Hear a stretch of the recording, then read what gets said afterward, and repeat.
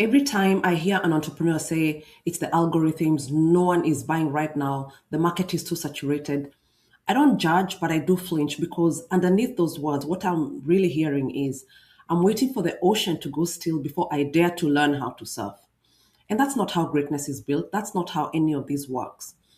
Here is what I wish someone had said to me when I was just starting. The ocean doesn't care.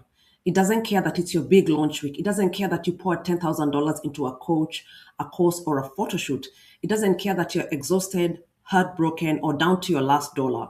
The tide still rises, the storms still hit, the algorithms still shift, competitors will still pivot, and your best post might still flop. And none of it is personal. The only thing that matters is your board.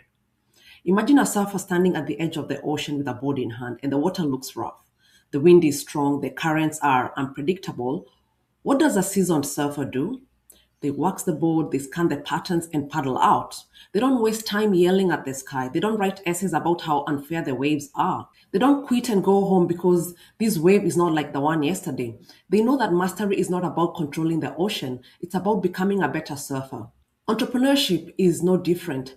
You're not at war with the waves. Too many entrepreneurs live in resistance. They treat every obstacle like a personal attack. They say things like, my engagement dropped, Instagram must be punishing me, nobody joined my webinar, so people are not serious anymore. The client ghosted me, maybe this is not meant for me. Here's the hard truth: the world does not revolve around your timeline. And that's good news. It means that you can finally stop trying to control what is not yours to control. You can stop fighting the algorithm and start mastering your message. You can stop obsessing over trends and start refining your skills. You can stop blaming the market and start building a business that adapts. Real skill is built in choppy waters. Let me share a story with you. After the Second World War, Toyota was struggling and they didn't have the capital of other manufacturers. They didn't have scale, they didn't have the luxury of waste, and the global market was quite ruthless.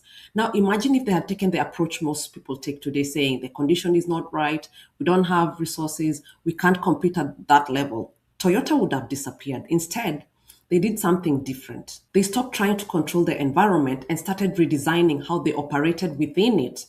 And that's what we now call the Toyota production system. And at the heart of this system was a philosophy called Kaizen. Kaizen simply means small continuous improvements every single day, not massive breakthroughs, not waiting for perfect conditions, not reinventing everything overnight, just getting a little bit better consistently, improving the process, fixing what's broken, learning in real time, small shifts repeated every day, compounded over time. That's how they built efficiency. That's how they reduced waste. That's how they competed without ever having the advantage. They didn't get a calmer ocean, but they became better surfers. And over time, they didn't just survive, they became one of the most efficient, respected manufacturers in the world. Not because the waves stopped, the waves were violent, the current was unpredictable, and they learned how to ride it. The same is true for you. Think about the people you admire in your industry, those with thriving businesses, loyal clients, magnetic brands. They're not successful because the ocean calmed down for them. They're successful because they learned how to read the patterns and shift their stand and ride the damn wave even when it crashed. Let's talk about resilience because this word gets thrown around. Be resilient, keep going, you've got this. But let's break it down. Resilience is equals to skills times self trust.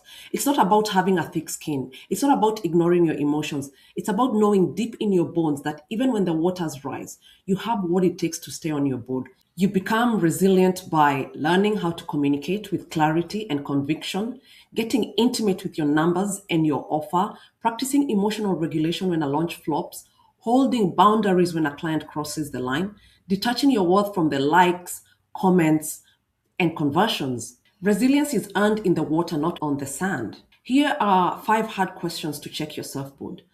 If you're feeling wobbly right now, don't panic. Just pause and ask, is your offer solving a real, urgent, and expensive problem? Are you speaking your customer's language or industry jargon? Are you consistent in action or just consistent in planning?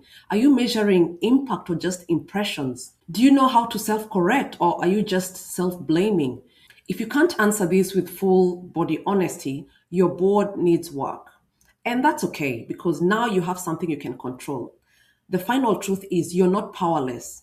You are underprepared. And here's the final mind shift I want you to make. Next time something goes wrong in your business, I don't want you to ask, why is this happening to me? I want you to ask, what skill is this moment trying to build in me? Because every algorithm update teaches you how to diversify your traffic. Every ghosted lead teaches you how to sharpen your positioning. Every slow month teaches you how to manage cash flow.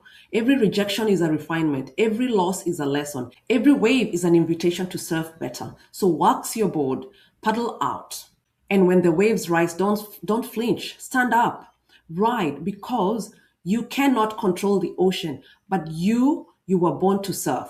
Drop a comment if you're done blaming the tide and ready to train your board.